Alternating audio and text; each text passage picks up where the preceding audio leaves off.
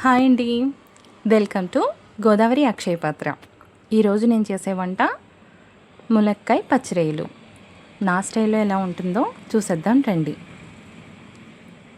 యమ్మీ yummy tasty tasty Godavari పచ్చిరొయ్యలు kilo 300 రూపాయలు. నేను హాఫ్ కిలో తీసుకున్నాను. ఈ హాఫ్ కిలోని క్వాంటిటీ బాగా వచ్చింది.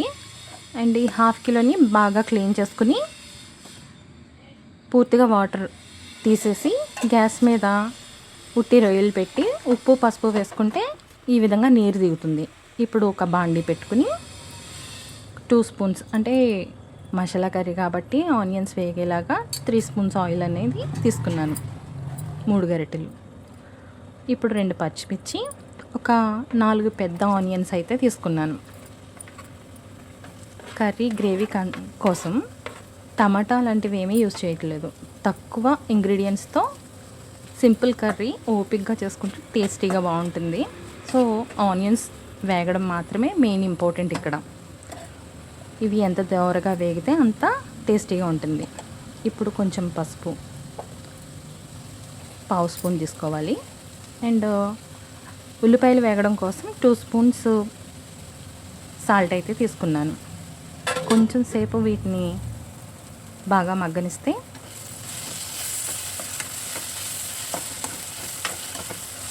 ఆనియన్స్ అనేవి దోరగా వేగుతాయి. నేను ఈ ప్లేట్ పెట్టి తీసేలోపు ఒక 5 మినిట్స్ పడుతుంది కంపల్సరీ, ఎందుకంటే ఆనియన్స్ వేగడం కోసం. ఇప్పుడు 1/2 స్పూన్ అల్లం వెల్లుల్లి తీసుకున్నాను. తక్కువగానే తీసుకుంటాను అల్లం వెల్లుల్లి కూడా, ఘాటు అనేది ఎక్కువ ఉండకుండా. అండ్ ఉడికించుకున్న రొయ్యలను కూడా ఇందులో యాడ్ చేసుకుని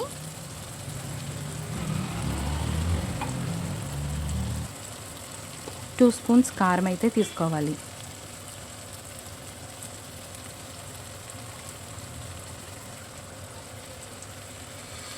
మొత్తం రొయ్యలకి అంతటికి స్ప్రెడ్ అయ్యేలాగా ఇలా వేసుకుని కదుపకుండా మ్యాక్సిమం ఉంచడం కోసం ఈ ప్రయత్నం. అండ్ రొయ్యలు కొంచెం సాల్ట్ అనేది తీసుకుని మూత పెట్టి ఒక 10 మినిట్స్ తర్వాత ఈ కారం అనేది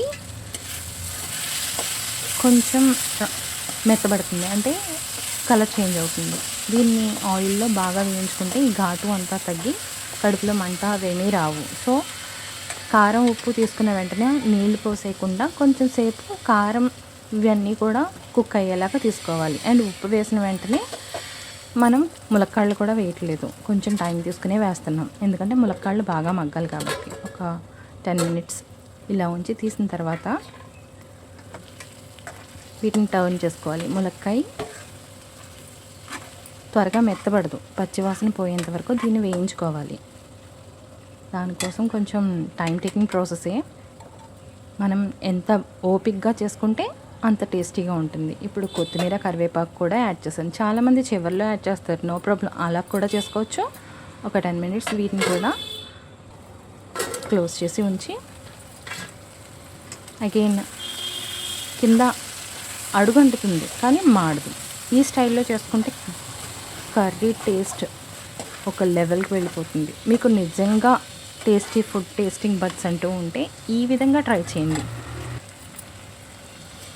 చకచకా చేసేసుకొని మూత పెట్టి కుక్కర్లో పెట్టి ఈ విధంగా కాకుండా కొంచెం ఓపికగా పేషెన్సీతో మనం చేసుకోగలిగితే టేస్టింగ్ బడ్స్కి మళ్ళీ మళ్ళీ ఈ విధంగానే చేసుకోవాలనిపిస్తుంది.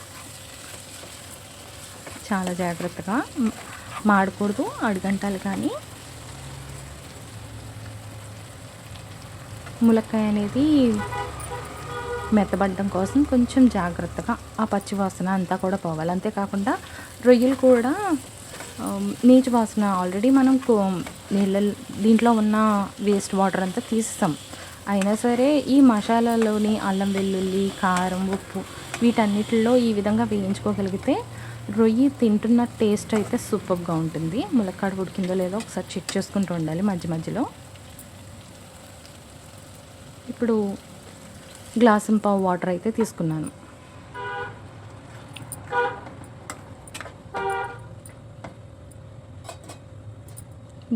ఇది బాగా హై ఫ్లేమ్లో పెట్టుకుని తెరలు మరిగేలాగా ఉంచుకోవాలి. ఇప్పుడు కొంచెం 2 స్పూన్స్ గరం మసాలా యాడ్ చేసుకుని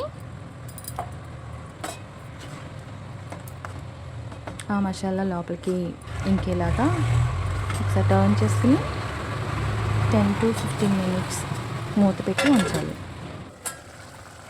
15 మినిట్స్ తర్వాత కొంచెం వాటర్ అనేది తగ్గుతుంది. దీన్ని గ్రేవీ కన్సిస్టెన్సీ థిక్గా రావడం కోసం ఈ విధంగా కుక్ చేయాలి. అండ్ ములక్కాయలోకి ఈ వాటర్ అంతా కూడా అబ్జర్వ్ చేసుకుంటే ములక్కాయ టేస్ట్ బాగుంటుంది. అగైన్ రొయ్యలు కూడా చాలా టేస్టీగా ఉంటాయి. నీచు వాసన అనేది మెయిన్ ఉండదు. మరొక 10 మినిట్స్ క్లోజ్ చేసి ఉంచుతాం. 10 మినిట్స్ తర్వాత వాటర్ దగ్గరగా అయింది, గ్రేవీ థిక్గా వస్తుంది. ఇంకా ఆయిల్ అనేది మనకి పైకి వచ్చేస్తే కర్రీ అనేది ఫినిష్ అయిపోయినట్టే. ఇప్పుడు కలర్ అనేది చేంజ్ అయ్యగలిగితే మనం అరోమా కూడా వస్తుంది. గుమ్మగుమ్మలాడే ఆ కర్రీ స్ట్రక్చర్ కానీ ఆ స్మెల్ కానీ ఇప్పుడే వేడివేడిగా తినేయాలనిపిస్తుంది. చూసారా, వాటర్ అంతా ఇంక దగ్గరగా అయింది కదా. ఇలా చేసుకుంటే కర్రీ మాత్రం సూపర్గా ఉంటుంది. సో నా స్టైల్ మీకు నచ్చినట్టుంటే, నా కుకింగ్ స్టైల్ మీకు నచ్చినట్టుంటే కంపల్సరీ లైక్ చేస్తారు, షేర్ చేస్తారు అండ్ సబ్స్క్రైబ్ చేసుకోవడం మాత్రం మర్చిపోరని నేను భావిస్తున్నాను.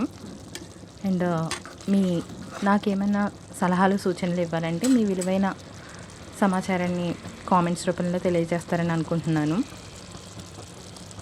Thank you friends.